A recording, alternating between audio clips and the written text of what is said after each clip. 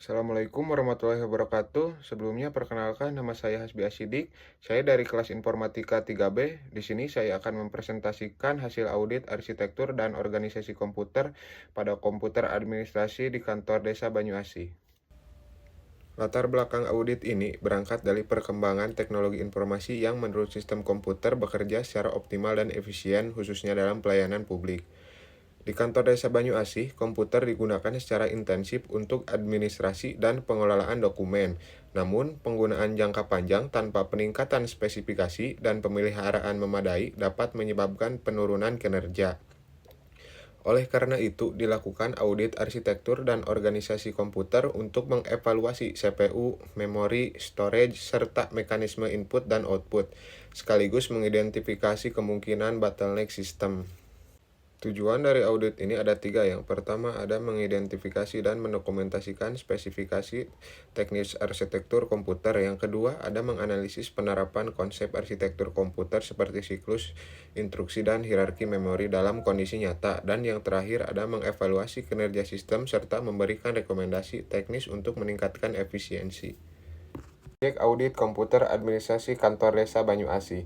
Observasi dilakukan pada hari Selasa 30 Desember 2025 pukul 9:39. Lokasi berada di kantor Desa Banyuasih, Kecamatan Tanjung Kerta, Kabupaten Sumedang. Fungsi utama komputer ini adalah untuk pengelolaan administrasi desa, pengelolaan dokumen, dan penyimpanan data pelayanan publik. Pada slide ini ditampilkan bukti fisik lapangan berupa foto unit komputer dan kondisi penggunaan di lokasi. Audit ini dilakukan secara non-invasif tanpa membongkar perangkat, melalui observasi langsung dan wawancara operator, sesuai dengan etika penggunaan perangkat publik. Berdasarkan hasil observasi, spesifikasi perangkat keras yang digunakan adalah prosesor Intel Core i5 2400 dengan arsitektur 64 bit, kecepatan 3,10 GHz dan 4 core, memori utama sebesar 4 GB dengan penyimpanan menggunakan hard disk, terdiri dari drive system sekitar 240 GB dan hard disk data sekitar 465 GB. Perangkat input dan output meliputi keyboard, mouse, monitor LCD, dan printer dengan antarmuka USB dan LAN.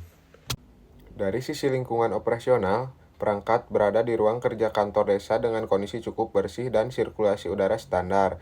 Sistem operasi yang digunakan adalah Windows 10 Pro 64 bit. Sumber daya berasal dari listrik PLN, sehingga disarankan penggunaan UPS untuk mengantisipasi pemadaman dan menjaga keamanan data.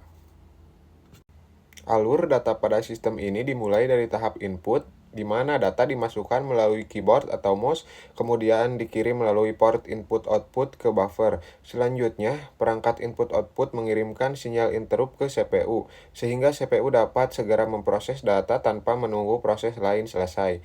Hasil pemrosesan kemudian disimpan sementara di RAM dan dicatat ke media penyimpanan, lalu ditampilkan perangkat output seperti monitor atau printer. Mekanisme input dan output yang digunakan adalah interrupt-driven input-output. Artinya, perangkat seperti keyboard dan mouse akan memicu interupsi ketika ada input, sehingga CPU dapat merespon secara langsung tanpa polling terus-menerus. Mekanisme ini sudah selaras dengan desain sistem operasi Windows 10 modern dan mendukung respon cepat dalam pelayanan administrasi. Dari hasil evaluasi, prosesor Intel Core i5 2400 masih cukup memadai untuk bahan kerja administrasi dasar dan belum menjadi sumber bottleneck utama. Namun, RAM 4 GB berada pada batas minimum kebutuhan Windows 10, sehingga sering terjadi pegging ke harddisk ketika banyak aplikasi dijalankan. Selain itu, penggunaan harddisk mekanik menyebabkan kecepatan baca dan tulis data relatif lambat, sehingga memperparah keterlambatan sistem. Secara keseluruhan, spesifikasi komputer dapat dikategorikan cukup, namun mulai underspec untuk kebutuhan saat ini. Untuk jangka pendek, disarankan membatasi aplikasi yang berjalan dan melakukan perawatan rutin.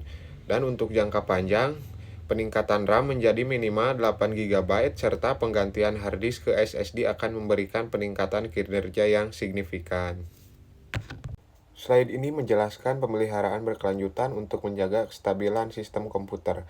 Pemeliharaan dilakukan melalui pembaruan sistem, pengecekan storage, pencadangan data administrasi secara berkala, penggunaan UPS untuk perlindungan listrik, serta panduan penggunaan komputer bagi operator agar kinerja dan umur pakai perangkat tetap terjaga. Sebagai kesimpulan, komputer administrasi Desa Banyuasih masih layak digunakan, namun mengalami penurunan responsivitas akibat keterbatasan RAM dan kecepatan storage.